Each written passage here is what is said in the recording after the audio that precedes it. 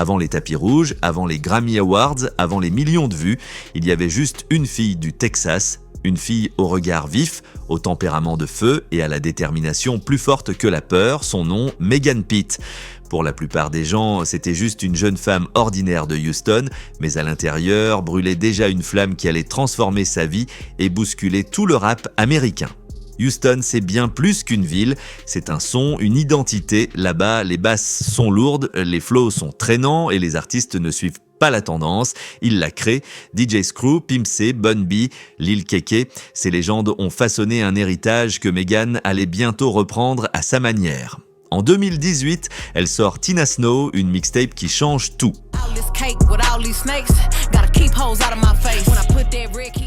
Ce n'est pas seulement un projet musical, c'est une déclaration d'intention. Tina Snow, c'est son alter ego, une version d'elle-même plus affirmée, plus audacieuse, plus tranchante. Le nom est un clin d'œil à Pimp C, surnommé autrefois Tony Snow. En reprenant ce flambeau, Megan s'impose comme l'héritière naturelle du Sud. Et soudain, tout s'enchaîne. Son titre Big Ol' Freak explose sur les plateformes.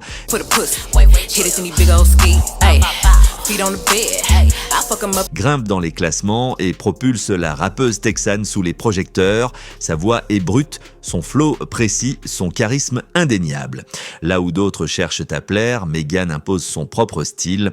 À travers ses paroles, elle parle de liberté, de désir, d'ambition et surtout de pouvoir féminin. Elle ne veut pas être la nouvelle Nicki ou la version sudiste de Cardi.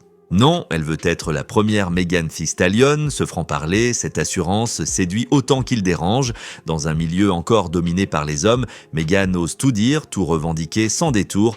Et paradoxalement, c'est cette audace qui la rend universelle. Très vite, un simple slogan né sur les réseaux devient un phénomène mondial. Hot Girl Summer, à l'origine, c'était juste une phrase lâchée sur Twitter. Mais en quelques semaines, elle se transforme en cri de liberté.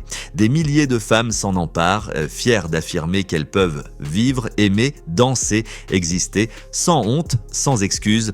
Le mouvement dépasse la musique, il devient un symbole de confiance et d'émancipation. Megan incarne la réussite, la légèreté, la force, mais pendant que le monde célèbre la hot girl, les grandes puissances de l'industrie, elles, commencent à bouger. Les labels, les agents, les investisseurs, tous veulent leur part du phénomène. Et pour Megan, c'est le début d'un nouveau chapitre. Depuis ses débuts, elle est liée à un petit label texan, 1500, un Certified Entertainment. À l'époque, c'était un tremplin. Mais avec le succès, le contrat devient un piège. En relisant les clauses, elle découvre que 60% de ses revenus reviennent au label, 60%. Une erreur de jeunesse, mais une erreur qui coûte cher. C'est là qu'un nom entre en scène, Jay-Z. En septembre 2019, Megan annonce qu'elle rejoint Roc Nation. Le simple fait d'être associée à ce nom change tout. Le plus grand rappeur entrepreneur du monde prend une jeune femme du Sud sous son aile. Pour elle, c'est un nouveau départ. Grâce à Roc Nation, tout s'accélère. Les avocats du label l'aident à renégocier son contrat. Les deals publicitaires s'enchaînent. Les marques s'arrachent son image. Megan devient égérie, icône, modèle de réussite. Son histoire inspire. Une fille en noir du Texas qui s'impose par le talent, la discipline et l'audace. Puis vient le moment où tout bascule vers la gloire. En 2020, elle sort Savage, remix, en featuring avec Beyoncé.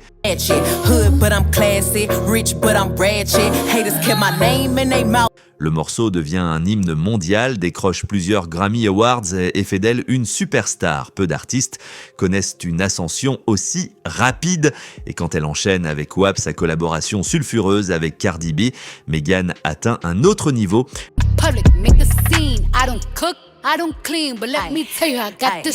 La chanson fait scandale, choque les conservateurs, fait hurler les politiciens. Mais dans le tumulte, Megan garde la tête haute. Pour elle, WAP n'est pas une provocation, c'est une affirmation, celle du droit des femmes à posséder leur corps, leur voix et leurs désirs. À ce moment précis, Megan Thee Stallion est au sommet. Elle est respectée, redoutée, célébrée.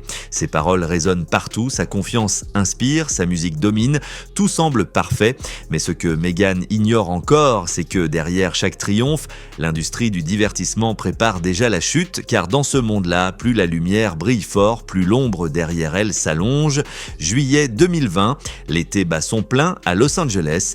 Les fêtes reprennent, les soirées s'enchaînent et Megan Thee Stallion savoure enfin les fruits de son succès. Ce soir-là, elle est invitée à une soirée privée dans les collines d'Hollywood. Parmi les invités, le rappeur canadien Tory Lanez. Ils se connaissent bien, certains disent qu'ils se fréquentent, d'autres qu'ils ne sont qu'amis. Personne ne sait vraiment. La soirée se déroule dans une villa luxueuse, l'ambiance est détendue, la musique forte, les verres s'enchaînent jusqu'à ce que les rires se transforment en cris. À la sortie, à l'arrière d'une voiture, une dispute éclate. On ne saura jamais exactement pourquoi. Peut-être la jalousie, peut-être une provocation, peut-être juste trop d'alcool. Ce qui est sûr, c'est qu'en quelques secondes, tout dérape. Des cris, puis des coups de feu. Les voisins appellent la police. Quand les agents arrivent, ils découvrent une scène confuse. Megan blessée au pied, Tory en possession d'une arme. Elle est transportée d'urgence à l'hôpital. Dans un premier temps, les médias parlent d'un accident, d'éclat de verre. Mais 3 jours plus tard, Megan met fin aux rumeurs. Sur les réseaux, elle écrit « Dimanche matin, j'ai été blessée par balle lors d'un crime commis contre moi. Ce n'était pas un accident. Le monde s'arrête. Une rappeuse au sommet de sa gloire, blessée par balle. Par qui? Pourquoi? Le nom de Tory Lanez circule immédiatement, mais au lieu de s'expliquer, il se mure dans le silence. Quelques semaines plus tard, il sort un album entier, Daystar, où il nie tout en bloc. Il accuse Megan de mentir, de l'avoir piégée et va jusqu'à se moquer de ses blessures. Pour Megan, c'est un choc. Ce qu'elle a vécu devient un spectacle. Les réseaux se divisent. D'un côté, ceux qui la soutiennent et réclament justice. De l'autre, ceux qui doutent, qui affirment qu'elle ment pour détruire la carrière d'un homme. Les hashtags s'enchaînent, les mèmes se multiplient et la victime devient peu à peu la cible. Dans une interview poignante avec la journaliste Gayle King, Megan explique pourquoi elle n'a pas tout de suite dit la vérité. « J'ai menti pour protéger tout le monde. C'était juste après les émeutes de George Floyd et j'avais peur. Je ne voulais pas que la police fasse un drame, qu'il y ait encore du sang versé. » Ces mots sont sincères, mais pour beaucoup, il est déjà trop tard. Le doute s'est installé. Pendant plus de 2 ans, l'affaire déchire le rap américain. Le procès devient un feuilleton public. Chaque audience, chaque témoignage, chaque tweet est disséqué. Puis en décembre 2022, le verdict tombe. Tory Lanez est reconnu coupable de violence avec arme à feu et de possession illégale d'armes. Il est condamné à 10 ans de prison. Sur le papier, c'est une victoire pour Megan, mais dans la réalité, c'est une victoire amère. Car à peine le verdict rendu, les théories du complot envahissent Internet. Certains affirment que Roc Nation, le management de Jay-Z, aurait manipulé la justice pour faire tomber Tory. D'autres prétendent que Megan n'aurait jamais été blessée. Les blogueurs alimentent la haine, les enquêteurs autoproclamés diffusent des preuves fabriquées. Et très vite, le procès n'est plus une affaire judiciaire, mais un champ de bataille médiatique. Dans l'industrie, les réactions se font prudentes.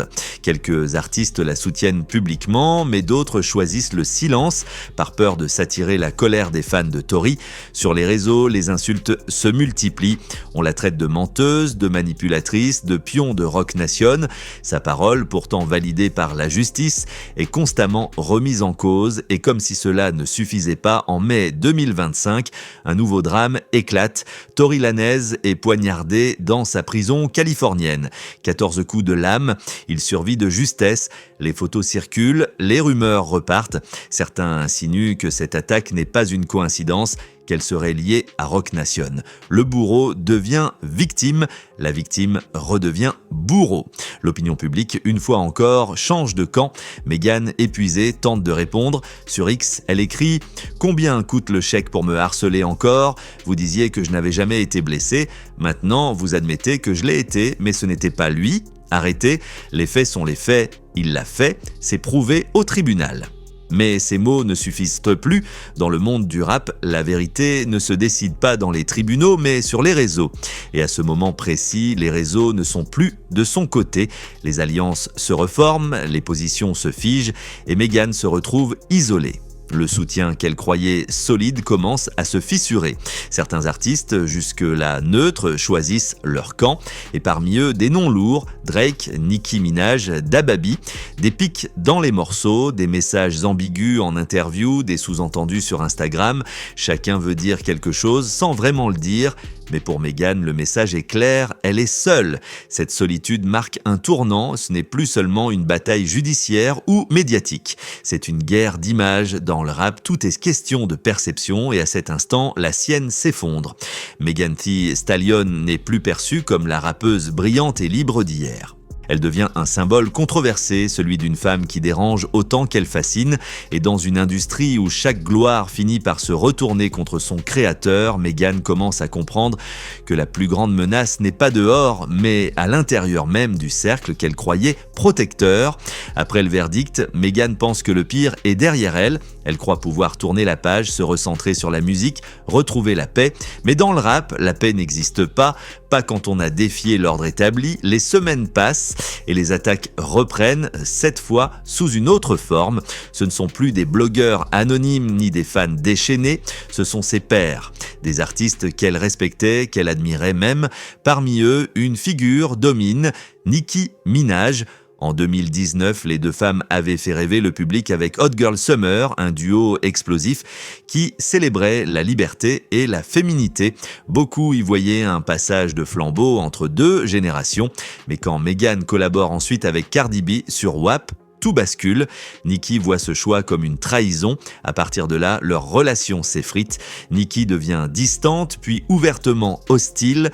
Les pics s'enchaînent dans ses lives, dans ses tweets, puis dans ses morceaux. En 2022, elle franchit une ligne rouge. Elle accuse Meghan de l'avoir poussée à boire alors qu'elle était enceinte et même d'avoir insinué qu'elle devrait se débarrasser du bébé.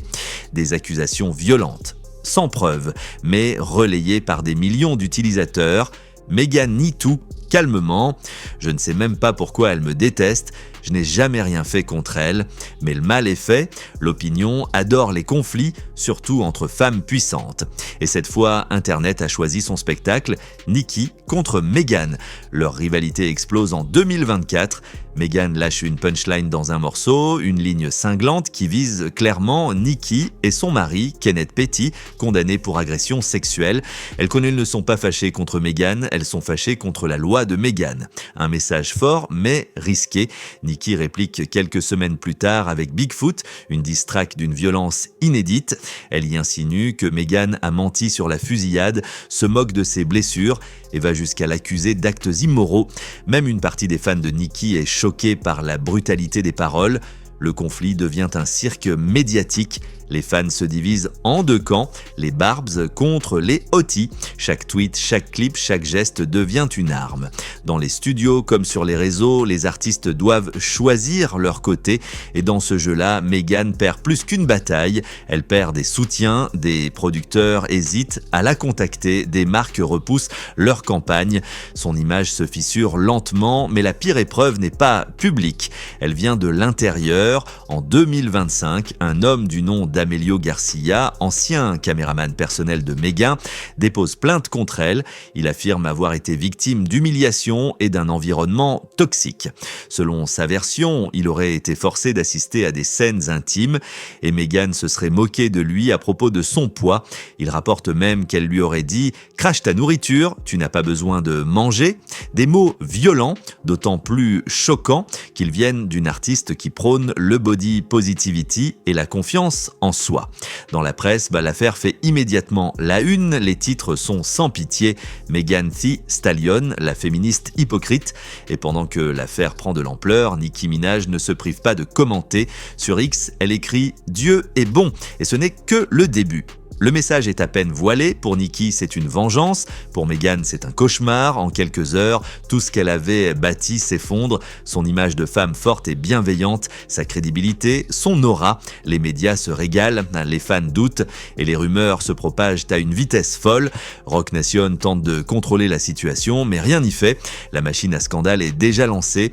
Dans ce climat de tension extrême, d'autres figures s'ajoutent à la mêlée. En août 2025, Drake commente une photo avec deux mots, Free Tory, 2 mots mais une bombe médiatique. Le rappeur le plus influent du monde soutient publiquement l'homme condamné pour avoir tiré sur Meghan. Quelques jours plus tard, il partage une pétition pour obtenir sa libération. Le message est clair, une partie du rap game a choisi son camp. Et Drake n'est pas seul, DaBaby, Freddie Gibbs et d'autres multiplient les allusions dans leurs morceaux. DaBaby affirme même avoir eu une liaison avec Meghan, tandis que Freddie Gibbs insinue que le verdict contre Tory est douteux. Chaque pic devient un sujet de débat, chaque mensonge une vérité virale. Meghan tente de se défendre. Elle écrit « Depuis quand plaisanter sur une femme blessée est drôle. Arrêtez d'utiliser mon drame pour exister ». Mais sa voix se perd dans le vacarme. Les mêmes plateformes qui l'avaient portée la renvoient maintenant au sol. Alors elle se tourne vers la justice. En octobre 2024, elle dépose plainte contre la blogueuse Marvo Grams pour diffamation et harcèlement. L'enquête révèle que certaines de ses sources étaient payées pour diffuser de fausses informations, parfois même par des labels concurrents. Le nom du commentateur DJ Academics apparaît dans les documents. Il reconnaît avoir été rémunéré pour influencer les conversations. L'affaire fait scandale, mais sans redonner à Meghan ce qu'elle a perdu, la confiance du public. Car dans cette industrie, la vérité n'a plus de valeur. Seule compte la perception, et la perception à ce moment-là est contre elle. Ses apparitions publiques se font rares. Son sourire s'éteint peu à peu, derrière les caméras, elle se referme, méfiante, presque absente. Les marques qui la portaient s'éloignent, les collaborations se raréfient, et même si ses chansons continuent de tourner, la fascination du public s'est évaporée. Pour beaucoup, Megan Thee Stallion n'est plus la hot girl libre et victorieuse d'hier. Elle est devenue une légende brisée, une femme qui a tout affronté, tout perdu et qui continue malgré tout à avancer. Et peut-être que c'est là, au fond, sa vraie force. Parce que malgré les scandales, les trahisons, les moqueries, Meghan n'a jamais cessé d'être ce qu'elle était au départ, une fille du Texas avec une flamme qui refuse de s'éteindre. Aujourd'hui encore, elle rappe, elle écrit, elle crée, mais derrière les sourires et les projecteurs, une question plane, la même que tous les artistes finissent par se poser. Combien de temps peut-on régner quand le trône lui-même devient une cible? Merci d'avoir regardé la vidéo jusqu'au bout. Surtout, n'oubliez pas de la liker et de partager autour de vous pour nous encourager. À la prochaine!